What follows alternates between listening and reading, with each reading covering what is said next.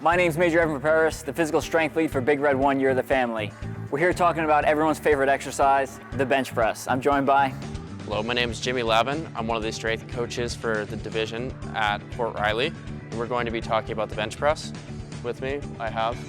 Captain Defeaty, I'm the H2F physical therapist for the 1 Cap. All right, so let's go over some basic techniques and how to do this safely and effectively to build strength. Absolutely. So the purpose of the bench press is a horizontal pressing motion. I'm going to have Captain Defeaty come down on the bench.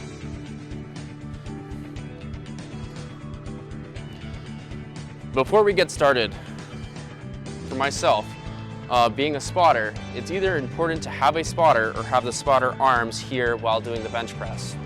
Now, when it comes to setting up for the bench press, there's 3 things that we want to talk about. The first is the body position.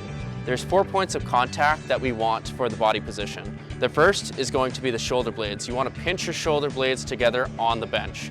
The second is going to be the glutes. And the third and fourth is going to be each leg driving into the ground. When addressing the bar, I'm going to have Captain Defeaty grab the barbell. Next cue is, where do you grab? Everybody has different body proportions. Some people are taller than others and some people have longer arms than others. So it's going to be very dependent. Some people have a narrow grip, some people have a wide grip.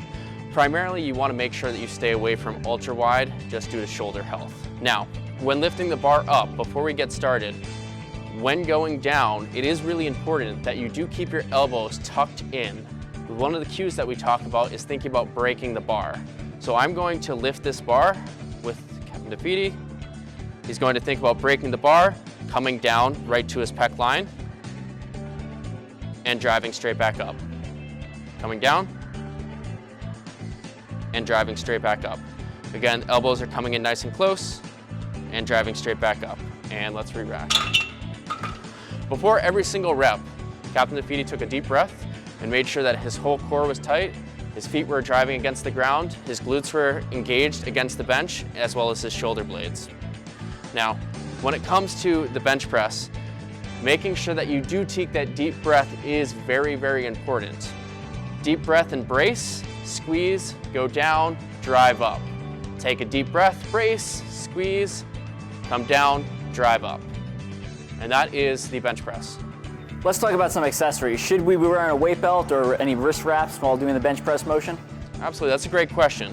When it comes to a weight belt in the bench press, it isn't very necessary, but it is important that you are breathing and that you are breathing and bracing properly. So taking that deep breath, squeezing, then going down, driving up, and taking a breath after every single rep.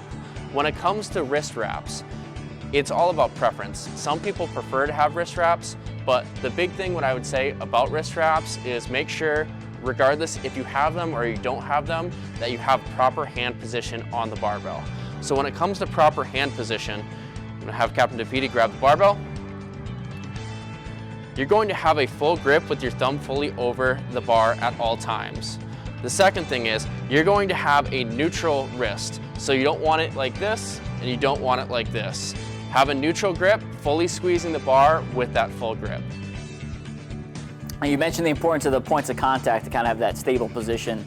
Regarding back arch, is there too much? Can you have too much back arch or not enough? Yeah, that's a great question. So for powerlifting competitions, it is a little bit more about performance than it is about holistic health.